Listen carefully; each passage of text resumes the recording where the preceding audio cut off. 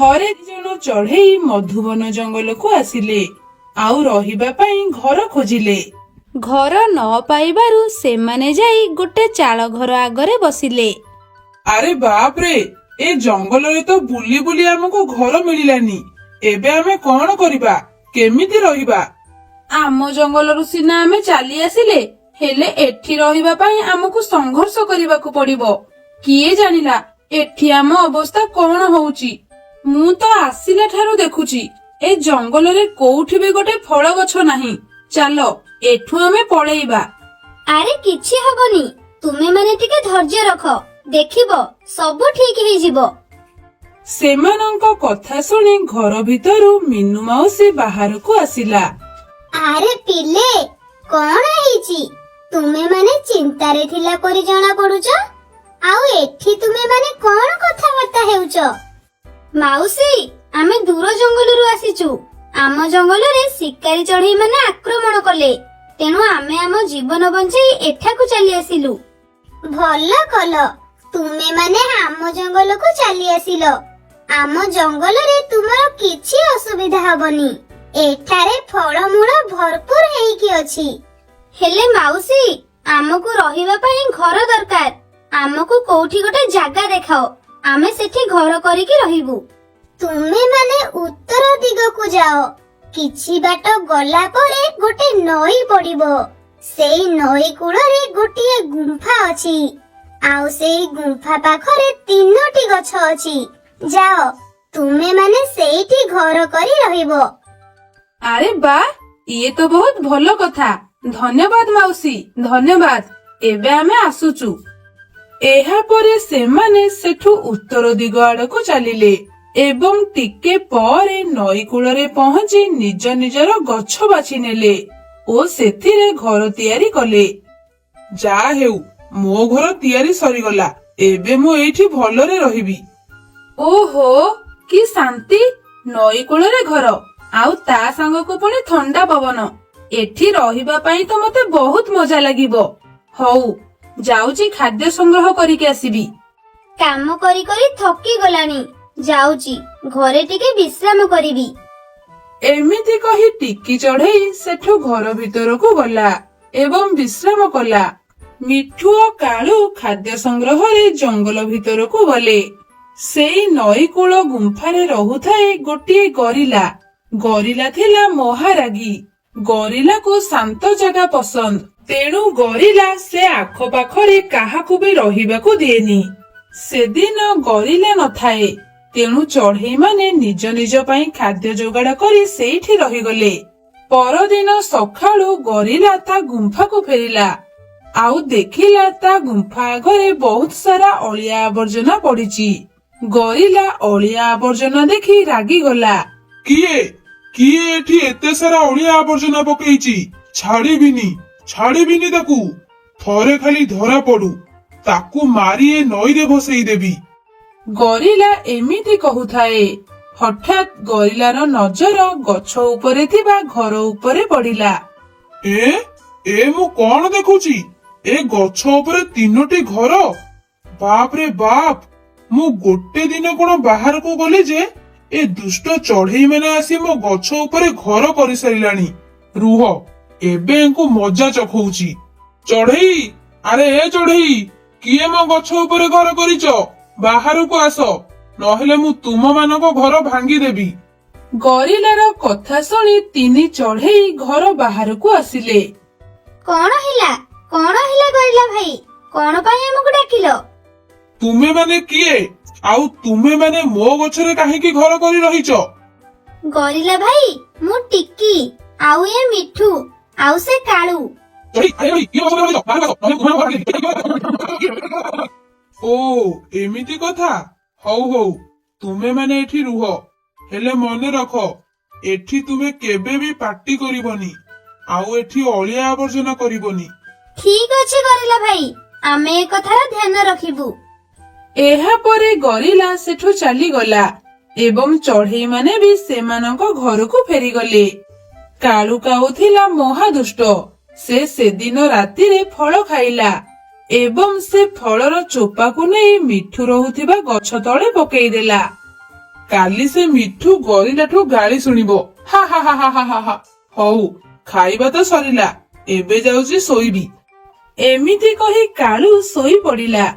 ଏମିତି ସେ ରାତି କଟିଲା। ପରଦିନ ସକାଳୁ ଗରିଲା ଦେଖିଲା ମିଠୁ ଗଛ ତଳେ ଫଳ ଚୋପା ପଡିଛି।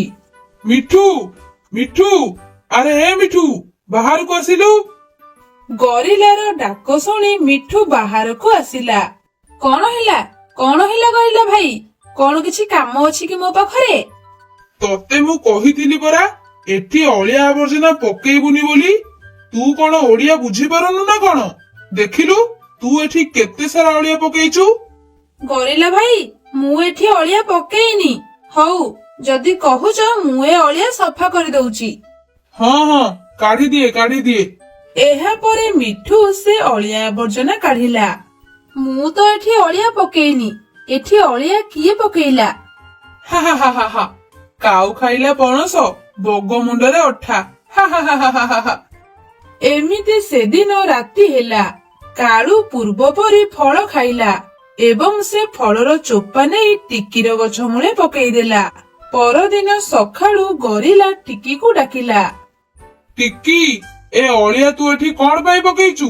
ଚୁପ୍ କିନା ଏ ଅଳିଆ କାଢିକି ଏ ଜାଗା ସଫା କର, ନହେଲେ ଭଲ ହବନି। ଗରିଲା ଭାଇ, ମୁଁ ଏଠି ଏ ଅଳିଆ ପକେଇନି।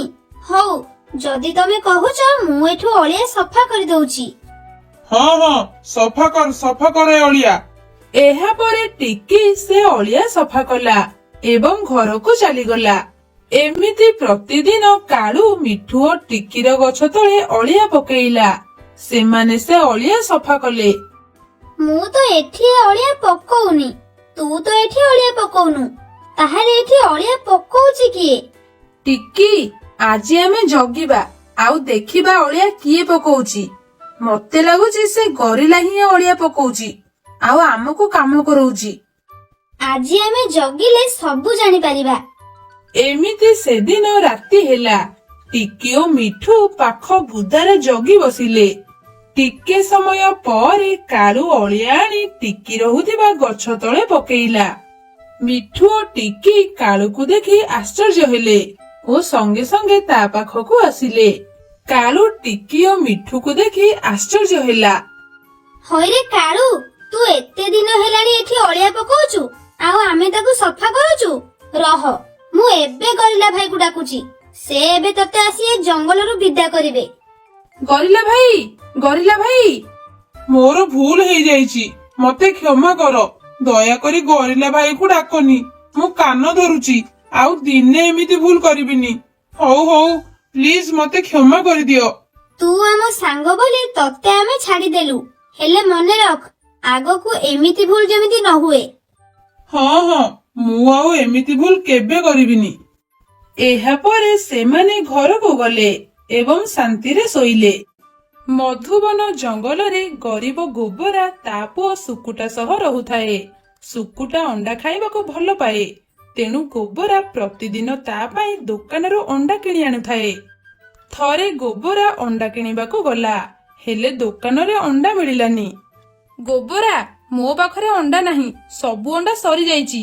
ତାପରେ ବି ମୁଁ ଯୋଉଠୁ ଅଣ୍ଡା ଆଣେ ସେଠି ଆଉ ଅଣ୍ଡା ନାହିଁ। ତାର କୁକୁଡା ବି ଆଉ ଅଣ୍ଡା ଦଉନାହାନ୍ତି। ତେଣୁ ତୁ ଯା, ଆଉ କୋଉଠୁ ଅଣ୍ଡା ନେଇଯିବୁ। ଆରେ ରାଜୁ, ତୋ ପାଖରେ ଯେତେବେଳେ ଅଣ୍ଡା ନାହିଁ ଆଉ କଣ କୋଉଠି ଅଣ୍ଡା ମିଳିବ? ହଉ ମୁଁ ଯାଉଛି, ତୁ ଥା। ଗୋବରା, ଗୋଟେ କଥା କହିବି, ତୁ ଶୁଣିବୁ? ହଁ, କହ। ଗୋବରା, ତୁ ତ ପ୍ରତିଦିନ ମୋଠୁ ଅଣ୍ଡା କିଣୁଛୁ, ସେଥିପାଇଁ ମୁଁ କହୁଛି ତୁ ଗୋଟେ କୁକୁଡା କିଣିକି ଆଣ ଆଉ ତାକୁ ରଖେ। ସେ ପ୍ରତିଦିନ ଅଣ୍ଡା ଦବ ଆଉ ତୁ ସେଇ ଅଣ୍ଡାକୁ ତ ପୁଅକୁ ଖାଇବାକୁ ଦବୁ। ତତେ ଆଉ ଅଣ୍ଡା କିଣିବାକୁ ପଡିବନି। ହଁ, ଇଏ ତ ବହୁତ ଭଲ କଥା ରାଜୁ। ହେଲେ ମୁଁ କୁକୁଡା କୋଉଠୁ ପାଇବି? ମତେ କୁକୁଡା କିଏ ଦବ? କୁକୁଡା କିଏ ଦେବ କଣ? କୁକୁଡା ପରା କାଳି ପାଖରେ ଯାହାକୁ ଯେତେ। ତୁ ଯା କାଳି ପାଖକୁ ଆଉ ତାଠୁ କୁକୁଡା କିଣିକି ଆଣେ। ହଁ, ମୁଁ ଏବେ ହିଁ ସେଠାକୁ ଯାଉଛି ଆଉ କାଳିଠାରୁ କୁକୁଡା କିଣୁଛି। ଏମିତି କହି ଗୋବରା କାଳି ପାଖକୁ ଗଲା ଆଉ ଟିକେ ସମୟ ପରେ କାଳି ପାଖରେ ପହଞ୍ଚିଲା। ଆରେ ଗୋବରା, ତୁ କଣ କେତେ ଦିନ ପରେ ଆସିଛୁ? କଣ କିଛି କାମ ଅଛି କି? କାଳି, ମତେ ଗୋଟେ କୁକୁଡା ଦରକାର, ମତେ ଗୋଟେ କୁକୁଡା ଦେଲୁ। କୁକୁଡା କଣ କରିବୁ? ମାଇ କୁକୁଡା ନବୁ ନା ଅଣ୍ଡିରା କୁକୁଡା ନବୁ? ମତେ ଗୋଟେ ମାଇ କୁକୁଡ଼ା ଦେ। ମାଇ କୁକୁଡ଼ା ନେଲେ ସେ ଅଣ୍ଡା ଦବ, ଆଉ ସେଇ ଅଣ୍ଡାକୁ ମୋ ପୁଅ ଖାଇବ। ହଉ ରହ ରହ, ମୁଁ ତତେ ଗୋଟେ କୁକୁଡ଼ା ଦଉଛି। ଆଉ ହଁ, ଗୋଟେ କୁକୁଡ଼ାର ଦାମ 200 ଟଙ୍କା। ହଁ ଦେ ଦେ। ଏହା ପରେ କାଳି ଗୋବରାକୁ ଗୋଟେ କୁକୁଡ଼ା ଦେଲା। ଗୋବରା କାଳିକୁ 200 ଟଙ୍କା ଦେଲା, ଆଉ କୁକୁଡ଼ାକୁ ଧରି ସେଠୁ ଚାଲି ଆସିଲା। ବାପା, ତମେ ଅଣ୍ଡା ଆଣିବା ବଦଳରେ କଣ କୁକୁଡ଼ା ନେଇକି ଆସିଛ? ମୁଁ କଣ କୁକୁଡ଼ା ଖାଇବି? ନାଇଁ ସୁକୁଟା, ସେ କଣ କି ଜଙ୍ଗଲରେ ଆଉ କୋଉଠି ବି ଅଣ୍ଡା ବିକ୍ରି ହଉନି। ମୁଁ ବୁଲି ବୁଲି ପୁରା ଥକି ଗଲି। ଅଣ୍ଡା ନ ମିଳିଲାରୁ ମୁଁ ବାଧ୍ୟ ହେଇ ଏ କୁକୁଡ଼ାଟା କିଣି ଆଣିଲି। ଏବେ ଏକୁ ଆମେ ରଖିବା, ଆଉ ଇଏ ପ୍ରତିଦିନ ଅଣ୍ଡା ଦେବ। ଆଉ ଇଏ ଅଣ୍ଡା ଦେଲେ ତୁ ତାକୁ ଖାଇବୁ, ହେଲା? ଆରେ ବା, ଇଏ ତ ବହୁତ ଭଲ କଥା ବାପା। ଦିଅ ଦିଅ, ମତେ ସେ କୁକୁଡ଼ାକୁ ଦିଅ। ମୁଁ ଏକୁ ନେଇ ପାଖ ପଡ଼ିଆରେ ଚରେଇବି, ଆଉ ଏ ଅଣ୍ଡା ଦେଲେ ମୁଁ ତାକୁ ଖାଇବି। ହଁ ନିଏ ନିଏ, ହେଲେ ଧ୍ୟାନ ରଖିବୁ, କୁକୁଡ଼ାକୁ ଜଗିଥିବୁ, ନହେଲେ ତାକୁ କୋଉ ଶିକାରୀ ପଶୁ ଖାଇଦବ। ହଁ ହଁ ବାପା, ମୁଁ ଏକୁ ଜଗିବି। ଏହା ପରେ ସୁକୁଟା ମନ ଖୁସିରେ କୁକୁଡ଼ାଟିକୁ ନେଇ ଚରେଇବାକୁ ଗଲା ଏବଂ ଟିକେ ସମୟ ପରେ ପାଖ ପଡ଼ିଆରେ କୁକୁଡ଼ାକୁ ଚରେଇଲା। ଏଥର ମୋର ଆଉ ଚିନ୍ତା ନାହିଁ। ଏବେ କୁକୁଡ଼ା ପ୍ରତିଦିନ ଅଣ୍ଡା ଦବ, ଆଉ ମୁଁ ସେ ଅଣ୍ଡାକୁ ଖାଇବି। ଏମିତି କହି ସୁକୁଟା କୁକୁଡ଼ାକୁ ଚରେଇଲା, ଆଉ କିଛି ସମୟ ପରେ କୁକୁଡ଼ାକୁ ନେଇ ଘରକୁ ଗଲା। ଏମିତି 2 ଦିନ ବିତିଗଲା, ଆଉ ତୃତୀୟ ଦିନକୁ କୁକୁଡ଼ା ଗୋଟେ ଅଣ୍ଡା ଦେଲା। ହେ ହେ ହେ ହେ ହେ, ମୋ କୁକୁଡ଼ା ଅଣ୍ଡା ଦେଲା। ହେ ହେ ହେ ହେ ହେ, ମୋ କୁକୁଡ଼ା ଆଜି ଅଣ୍ଡା ଦେଲା। ଆରେ ଆରେ, ତୁ ଏତେ ଜୋରରେ କାଇଁ ପାଟି କରୁଛୁ? କିଏ ଯଦି ଏକଥା ଜାଣିବ ନା, ଶେଷକୁ ବଡ ଅସୁବିଧା ହେବ। ଆଉ ଯଦି କି ଆମ କୁକୁଡ଼ାକୁ ଚୋରି କରି ନେଇଗଲା, ତାହେଲେ ଅଣ୍ଡା ନା ଫଣ୍ଡା କୁକୁଡ଼ା ବି ପାଇବାନି। ସରି ସରି ବାପା, ମୁଁ ଆଉ ଏମିତି ପାଟି କରିବିନି। ହଉ ତୁ ଥା, ମୁଁ ଏ ପାଖରୁ ଟିକେ ଆସୁଛି। ଆଉ ହଁ ପୁଅ, ତୁ ଗୋଟେ କାମ କରେ, ତୁ ଏ ଅଣ୍ଡାଟାକୁ ଖାଇଦେ, ଆଉ କୁକୁଡ଼ାକୁ ନେଇ ଚରେଇବାକୁ ଯା। ହଁ ବାପା, ତମେ ଯାଅ। ସୁକୁଟାର କଥା ଶୁଣି ଗୋବରା ସେଠୁ ଚାଲିଗଲା। ଗୋବରା ଗଲା ପରେ ସୁକୁଟା କୁକୁଡ଼ାର ଅଣ୍ଡା ଖାଇଲା। ଆଉ ଟିକେ ପରେ କୁକୁଡ଼ାକୁ ନେଇ ପାଖ ପଡ଼ିଆକୁ ଚରେଇବାକୁ ଗଲା। ସୁକୁଟା କୁକୁଡ଼ାକୁ ଚରଉଥାଏ। ହଠାତ୍ ନାଲୁ ଆସି ସେଠି ପହଞ୍ଚିଲା। ଆରେ ସୁକୁଟା, ତୁ ଏଠି କଣ କରୁଛୁ? ଆଉ ଏ କୁକୁଡ଼ା କାହାର? ତୁ କଣ ଏ କୁକୁଡ଼ାକୁ ଚରଉଛୁ ନା କଣ? ହଁ ହଁ, ଏ କୁକୁଡ଼ା ମୋର, ଆଉ ମୁଁ ଏକୁ ଚରଉଛି। ଆଉ ଏ ଅଣ୍ଡା ଦେଲେ ଏ ଅଣ୍ଡାକୁ ବି ମୁଁ ଖାଉଛି। ଆରେ ବା, ଇଏ ତ ବହୁତ ଭଲ କଥା। ହେଲେ ତୁ ଏ ଗୋଟିଏ କୁକୁଡ଼ା କାହିଁକି ଚରଉଛୁ? ତୁ ଗୋବରା ଅଙ୍କଲକୁ କହିଲୁନି, ସେ ଆଉ 5ଟା କୁକୁଡ଼ା ଆଣିଥାନ୍ତେ। ତୁ ସେଇ କୁକୁଡ଼ାକୁ ରଖିଥାନ୍ତୁ, ଆଉ ସେ ଅଣ୍ଡା ଦେଇଥିଲେ ତୁ ସେ ଅଣ୍ଡାକୁ ବିକ୍ରି କରି ରୋଜଗାର କରିଥାନ୍ତୁ। ବହୁତ ଭଲ ହେଇଥାନ୍ତା। ଆରେ, ଇଏ ତ ବହୁତ ଭଲ କଥା। ହେଲେ ତୁ ତ ଜାଣିଛୁ, ଆମେ ତ ବହୁତ ଗରିବ। ଆମେ ଏତେ ପଇସା କୋଉଠୁ ଆଣିବୁ ଯେ 5ଟା କୁକୁଡ଼ା ଆଣି ରଖିବୁ? ଆରେ ବୋକା, ପଇସା ନଥାଉ, ତୋ ପାଖରେ ପୁରା କୁକୁଡ଼ା ଅଛି, ଆଉ ସିଏ ପୁଣି ଅଣ୍ଡା ଦଉଛି। ତୁ ଗୋଟେ କାମ କରେ, ତୁ ଆଉ କୁକୁଡ଼ା ଦଉଥିବା ଅଣ୍ଡାକୁ ଖାଆନି, ତୁ ତାକୁ ରଖେ। ଆଉ ବହୁତ ଅଣ୍ଡା ହେଲେ ତୁ ତାକୁ ନେଇ କୁକୁଡ଼ା ବସାରେ ରଖିଦବୁ। ଆଉ ତୁ ଦେଖିବୁ, କିଛି ଦିନ ପରେ ସେ ଅଣ୍ଡାରୁ ଛୁଆ ଫୁଟିବ। ଆଉ ତୁ ସେ ଛୋଟ କୁକୁଡ଼ାଙ୍କୁ ରଖି ବଡ଼ କରିଦବୁ। ତାପରେ ସେମାନେ ସମସ୍ତେ ଅଣ୍ଡା ଦେବେ, ଆଉ ତୁ ସେଇ ଅଣ୍ଡାକୁ ବିକି ବହୁତ ପଇସା କମେଇବୁ। ଆରେ ବା ନାଲୁ, ତୋ ମୁଣ୍ଡରେ ତ ବହୁତ ବୁଦ୍ଧି। ତୁ ଠିକ କହିଛୁ, ମୁଁ ଏଥର ତାହା ହିଁ କରିବି। ହଁ, ତୁ ଏ କାମ କର, ଦେଖିବୁ ତୁ ବହୁତ ଜଲ୍ଦି ଗରିବରୁ ଧନୀ ହେଇଯିବୁ। ଏମିତି ସେଦିନ ରାତି ହେଲା। ରାତିରେ ସୁକୁଟା ଗୋବରାକୁ ନାଲୁ କହିଥିବା କଥା କହିଲା। ଗୋବରା ସବୁ କଥା ଶୁଣିସାରି କହିଲା, ଆରେ ବା, ଇଏ ତ ବହୁତ ଭଲ କଥା। ପୁଅ, ତୁ ଏ କାମ କର, ମୁଁ ଏଥିରେ ତତେ ସାହାଯ୍ୟ କରିବି। ହଉ ବାପା, ଠିକ ଅଛି। ନାଲୁର କଥା ଶୁଣି ସୁକୁଟା ଆଉ ଅଣ୍ଡାକୁ ନ ଖାଇ ଅଣ୍ଡା ଗୁଡ଼ିକୁ ରଖିଲା। ଆଉ କିଛି ଦିନ ପରେ ସେ ଅଣ୍ଡାରୁ ଛୁଆ ଫୁଟିଲା। ସୁକୁଟା ତାକୁ ଜଙ୍ଗଲରେ ଚରେଇଲା। ଗୋବରା ଏସବୁ ଦେଖି ବହୁତ ଖୁସି ହେଲା। କିଛି ଦିନ ପରେ ଛୋଟ କୁକୁଡ଼ା ବଡ଼ ହେଲେ, ଆଉ ସେମାନେ ସବୁ ଅଣ୍ଡା ଦେଲେ। ସୁକୁଟା ସବୁ ଅଣ୍ଡାକୁ ଏକାଠି କଲା, ଆଉ ଗୋବରା ତାକୁ ନେଇ ପାଖ ବଜାରରେ ବିକ୍ରି କଲା। ଅଣ୍ଡା ବିକ୍ରି ହେଲାରୁ ତାଙ୍କୁ ବହୁତ ପଇସା ମିଳିଲା। ପୁଅ, ଯାହା ହେଉ, ନାଲୁର ବୁଦ୍ଧି ଆଉ ତୋର ପରିଶ୍ରମ ଯୋଗୁ ଆମକୁ ବହୁତ ପଇସା ମିଳିଲା। ପୁଅ, ତୁ ଏମିତି କାମ କରିଚାଲ, ଦେଖିବୁ ଆଉ କିଛି ଦିନ ପରେ ଆମର ସବୁ ଦୁଃଖ ଦୂର ହେଇଯିବ, ଆଉ ଆମେ ଧନୀ ହେଇଯିବା। ହଁ ବାପା, ମୁଁ ଆହୁରି ପରିଶ୍ରମ କରିବି, ଆଉ ତୁମ ନାଁକୁ ଉଚ୍ଚ କରିବି। ସେହି ଦିନଠାରୁ ଶୁକୁଟା ମନ ଲଗାଇ ଆହୁରି ପରିଶ୍ରମ କଲା। ଆଉ ଧୀରେ ଧୀରେ ତାର କୁକୁଡ଼ା ମଧ୍ୟ ବଢିଲେ। କୁକୁଡ଼ା ବଢିଲାରୁ ଅଣ୍ଡା ବିକ୍ରି ମଧ୍ୟ ବଢିଲା। ଆଉ ସେଇ ଅଣ୍ଡାକୁ ବିକ୍ରି କରି ଗୋବରା ଓ ତା ପୁଅ ଖୁସିରେ ରହିଲେ। ଥରେ କାଳୁ କାଉ ମଧୁବନ ଜଙ୍ଗଲରେ ଥିବା ନଈକୁ ମାଛ ଧରିବାକୁ ଗଲା ଓ ସେଠି ପହଞ୍ଚି ନଈରେ ଜାଲ ପକେଇଲା। କିଛି ସମୟ ପରେ ସେ ଜାଲ ଉଠେଇଲା ଆଉ ଦେଖିଲା ଜାଲରେ ବହୁତ ମାଛ ଲାଗିଛନ୍ତି। ଆରେ ବା, ଏ ନଈରେ ତ ବହୁତ ମାଛ ଅଛନ୍ତି।